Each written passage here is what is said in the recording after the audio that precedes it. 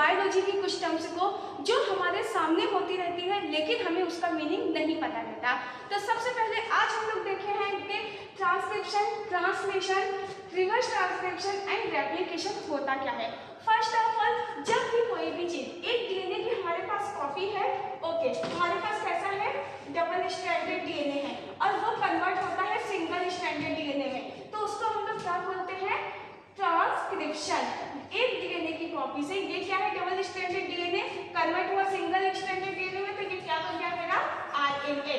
तो डीएनए से आरएनए में कोई चीज कन्वर्ट होती है तो उसको हम लोग बोलते हैं ट्रांसक्रिप्शन। उसी तरीके से आरएनए से जब प्रोटीन में, अब आरएनए है, आरएनए से किसमें कन्वर्ट हो गया, वो प्रोटीन से प्रोटीन में कन्वर्ट हो गया, तो that process is called translation, उसको हम लोग बोलेंगे ट्रांसलेशन।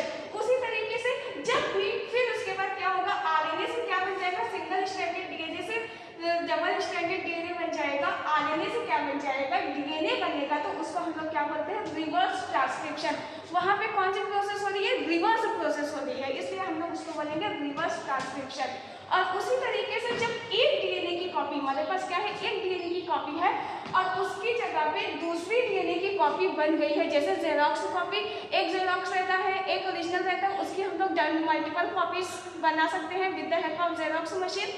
उसी तरीके से एक डीएनए की कॉपी है और हम लोग उसकी हेल्प से दूसरे डीएनए की कॉपी बना रहे हैं, तो that process is called replication.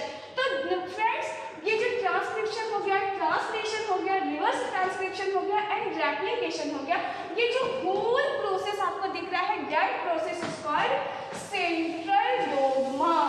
इसको हम लोग क्या बोलेंगे, सेंट्रल डोग्मा। तो सेंट्रल डोग्मा का जो प्रोसेस है, जो कॉन्सेप्ट है, वो आप लोग क्या क्लियर कीजिए।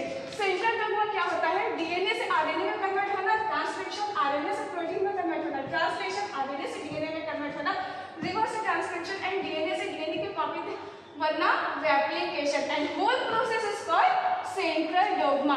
Thank you so much friends. अगर आप लोगों को मेरा कॉन्सेप्ट पसंद आया हो तो आप लोग मेरे यूट्यूब चैनल को सब्सक्राइब करें ताकि मैं आप लोगों के लिए डेली न्यू अपडेट ला सकूं। Thank you so much.